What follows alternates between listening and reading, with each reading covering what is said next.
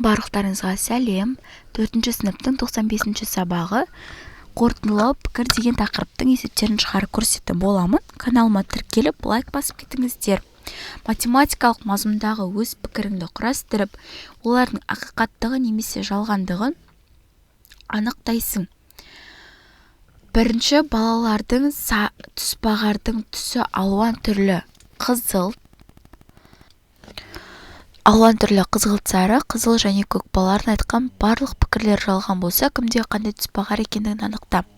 Менің тұсбағдарым қызғылт сары. Барлығы жалған айтып тұр, иә?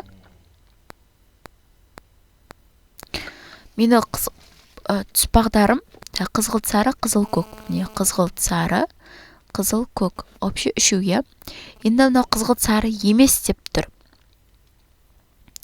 Демек, мынанікі қызғылт сары. Қызғылт сары емес деп тұр, значит, мынанікі көк. Енді мынанікі айтады. Менің тұсбағдарым көк дейді.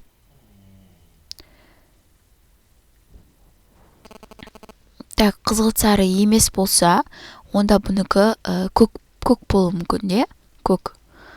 Немесе қызғылт сары емес дегеннің түсі қызғылт сары болады. Мынаны былай жасайық, қызғылт сары.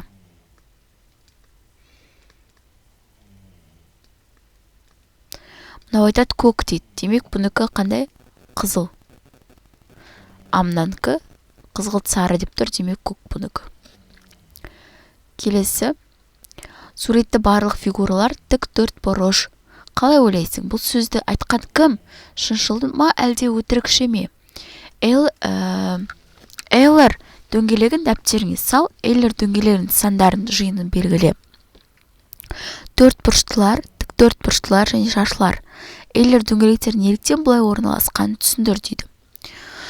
Суреттегі барлық фигуралар тік төрт бұрыш деп се кім айтып тұрмын? Шыншыл ма, өтірікші ме дейді. Барлық фигуралар тік төрт бұрыш емес.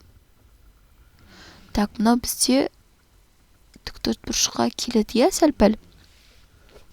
Мынау да тік төрт бұрыш. Мынау да тік төрт бұрыш. Демек, оны шыншыл айтып тұр, иә, шыншыл айтып тұр.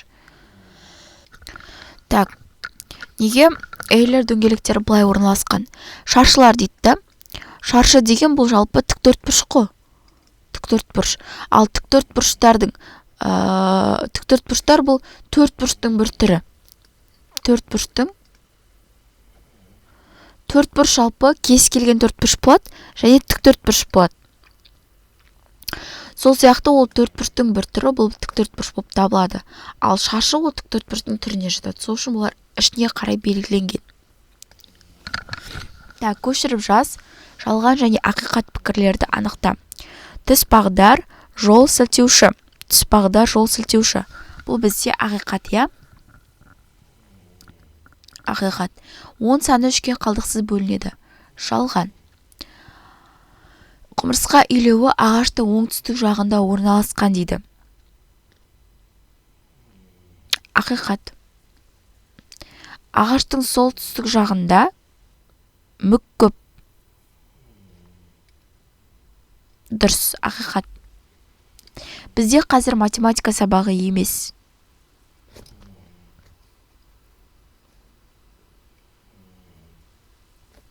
Так, жалған. Сенде 4-ші сынып оқушыларсыңдар. Ақиқат. Арқа қоржын туристің сөмкесі. Арқа қоржын. Ақиқат. Күн батыстан шығады. Жалған. Сурет және мәтін ақиқат және жалған пікірлерді құрастыр. Темір қазық жұлдызы үнемі солтүстікте көрінеді.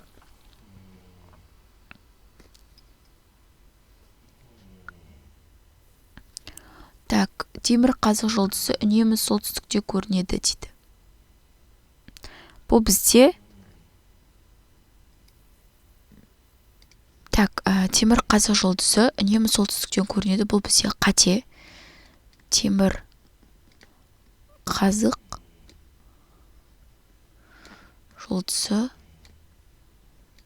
солтүстіктен көрінеді деген бұл жалған.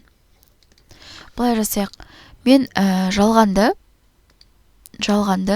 қызылмен бояп қойын.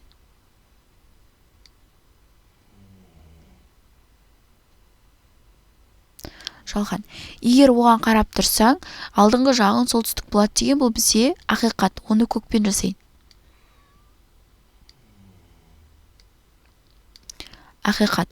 7 қарақшының шеткі ойша түзу сызық жүргізіп оған осы жұлдыздардың ара қашықтығына тең кесімді қой дейді. Сонда 5-ші кесімнің соңында темірқазық жұлдызы орналасады.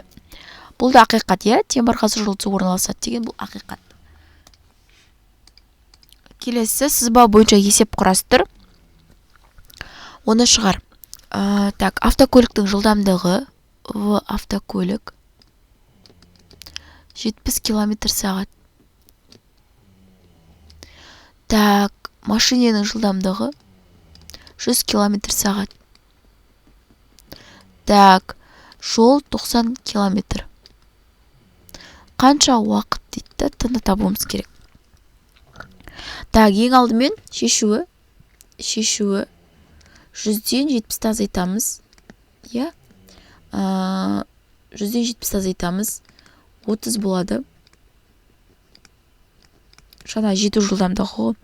Енді жаңағы жолды осы 30-ға бөлеміз. 3 сағат шығады сол кезде. Мына жердегі 3 сағат сол.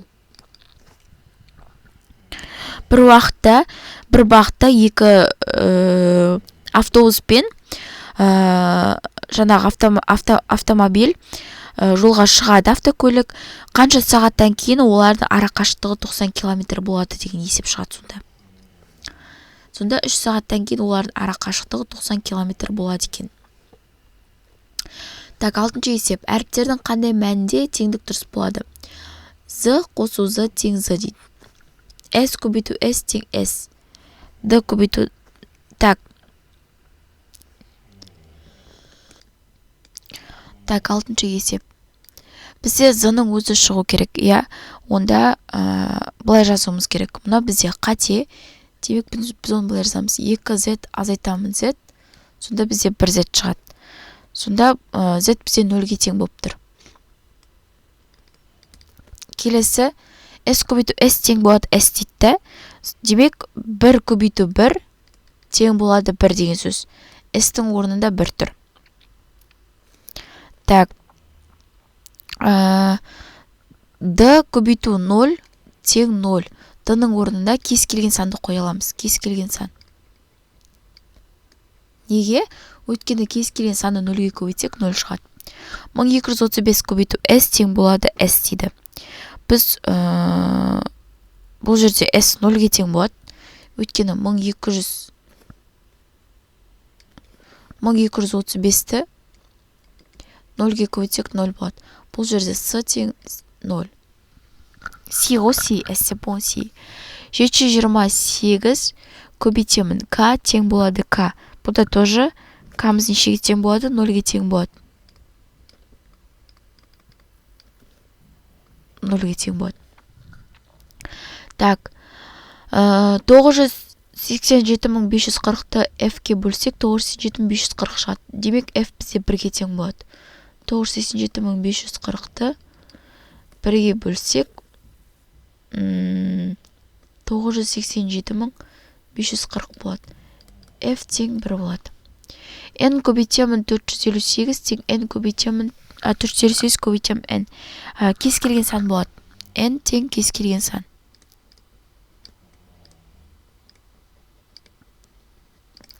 Так, 123.456-ны 0-ге көбейтсек 0 шығады. Сонда M тең 0 болады.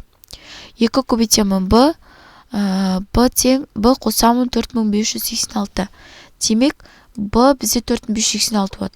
Сонда 2 көбейтемін 4586 тең 4586 қосамын 4586. Бұл жерде B тең 4586.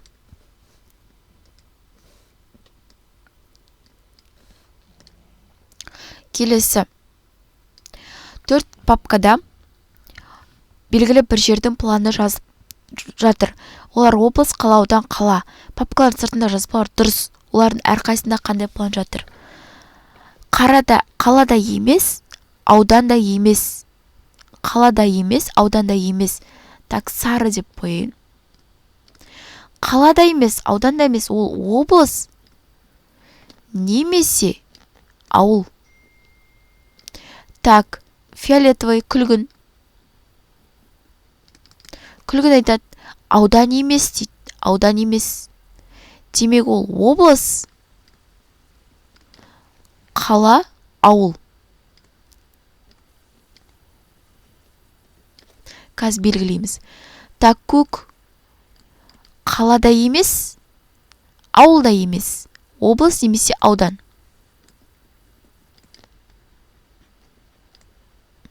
Жасыл ауылда емес, қалада емес, облыста емес, демек аудан. Так, жасыл бізде аудан. Аудан кетті. Так, көк бізде облыс. Өткен мына жерде аудан кетті ғой, демек облыс қалады. Облыс кетті. Күлгін облыста, ауданда кетті. Облыста кетті.